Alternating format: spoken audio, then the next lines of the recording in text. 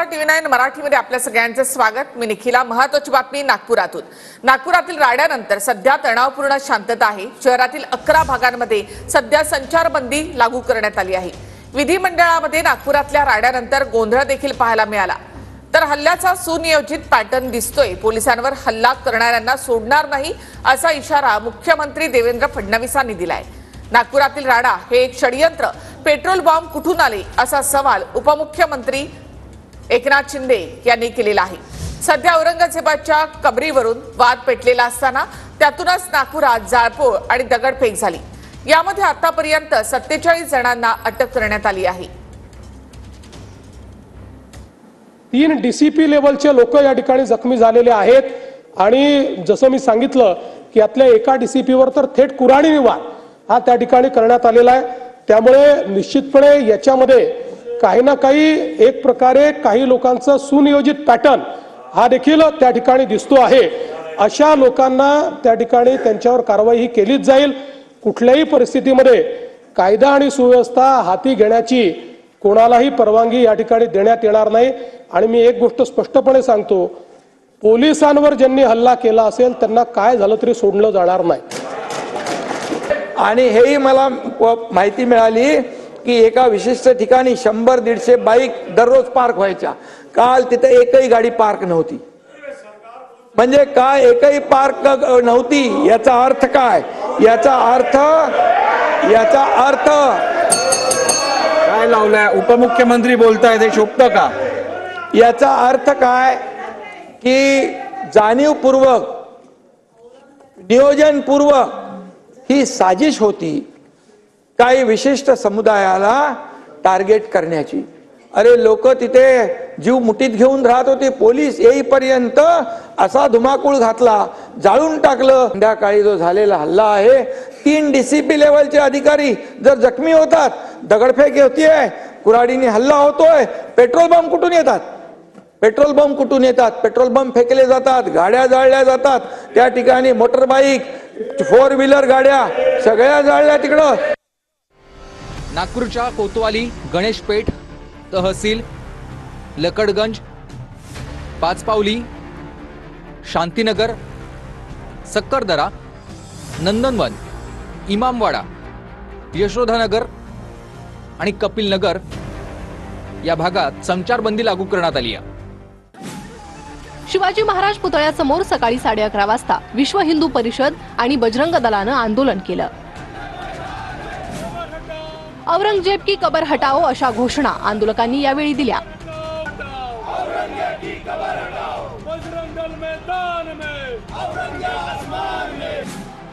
आंदोलनावेळी औरंगजेबाचा photo तसेच प्रतिकात्मक कबरही पेटवण्यात आली।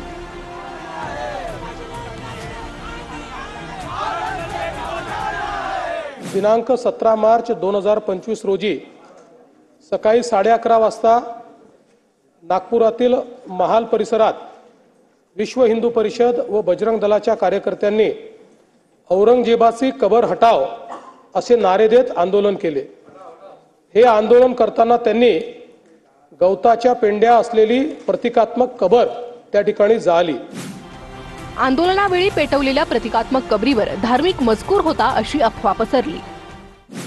यानंतर सायंकाळी एक अफवा अशी पसरवली गेली की सकाळच्या आंदोलनात जी प्रतिकात्मक कबर जाळली त्याच्या कापडावर धार्मिक मजकूर होता।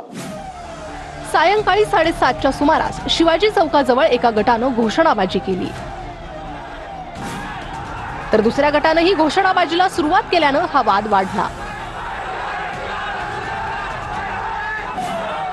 पोलिसांनी घटनास्थळी धाव घेत घोषणाबाजी करणाऱ्या दोन्ही गटांना पांगवलं। अत्तर मधील नमाज आटोपून 200 ते 250 चा जमाव हा त्या ठिकाणी तयार झाला आणि नारे देऊ लागला। याच लोकांनी आग लावून टाकू असे हिंसक बोलणे प्रारंभ केल्याने पोलिसांनी त्या ठिकाणी बळाचा वापर केला। हंसापुरी परिसरात 200 ते 300 लोकांनी हातात काठ्या घेऊन दगडफेक केली। हंसापुरी भागामध्ये 200 ते 300 लोक हातात काठ्या घेऊन दगडफेक करू लागले। त्यांच्या तोंडावर फडके बांधले होते। मात्र पुढे भालदारपुरा दिशेनं पोलिसांवर दगडफेक सुरू झाली। पोलिसांनी यावेळी बळाचा वापर केला, तसंच अश्रुधुराच्या नळकांड्याही फोडल्या। भालदारपुरा भागात सायंकाळी 7:30 वाजता झाली. 80 ते 100 लोकांचा जमाव तिथे होता. तिथे त्यांनी पोलिसांवर हल्ला केला. त्यामुळे अश्रुधूर व सौम्य बळाचा वापर करावा लागला. या घटनेत 1 क्रेन, 2 JCB व काही 4 चाकी वाहने ही जाळण्यात आली. दिनांक 17 मार्च 2025 रोजी सकाळी 11:30 वाजता नागपुरातील महाल परिसरात विश्व हिंदू परिषद व बजरंग दलाच्या कार्यकर्त्यांनी औरंगजेबाची कबर हटाव असे नारे देत आंदोलन केले. हे आंदोलन करताना त्यांनी गवताच्या पेंड्या असलेली प्रतिकात्मक कबर त्या ठिकाणी जाळली. यानंतर सायंकाळी एक अफवा अशी पसरवली गेली की सकाळच्या आंदोलनात जी प्रतिकात्मक कबर जाळली त्याच्या कापडावर धार्मिक मजकूर होता. अत्तरोळमधील नमाज आटोपून 200 ते 250 चा जमाव हा त्या ठिकाणी तयार झाला आणि नारे देऊ लागला. याच लोकांनी आग लावून टाकू असे हिंसक बोलणे प्रारंभ केल्याने पोलिसांनी त्या ठिकाणी बळाचा वापर केला. यापूर्वी बजरंग दलाच्या कार्यकर्त्यांविरुद्ध तक्रार द्यायची आहे अशी मागणी करण्यात आल्याने त्यांना गणेशपेठ पोलीस ठाण्यामध्ये आमंत्रित करण्यात आलं. त्यांची तक्रार ऐकून घेण्यात आली. एकीकडे पोलिसांची कारवाई सुरू असताना दुसरीकडे हंसापुरी भागामध्ये 200 ते 300 लोक हातात काठ्या घेऊन दगडफेक करू लागले. त्यांच्या तोंडावर फडके बांधले होते. या घटनेत 12 दुचाकींचे नुकसान झाले आहे. या घटनेमध्ये काही लोकांवर घातक शस्त्राने हल्ला करण्यात आलेला आहे. तिसरी घटना भालदारपुरा भागात सायंकाळी 7:30 वाजता झाली.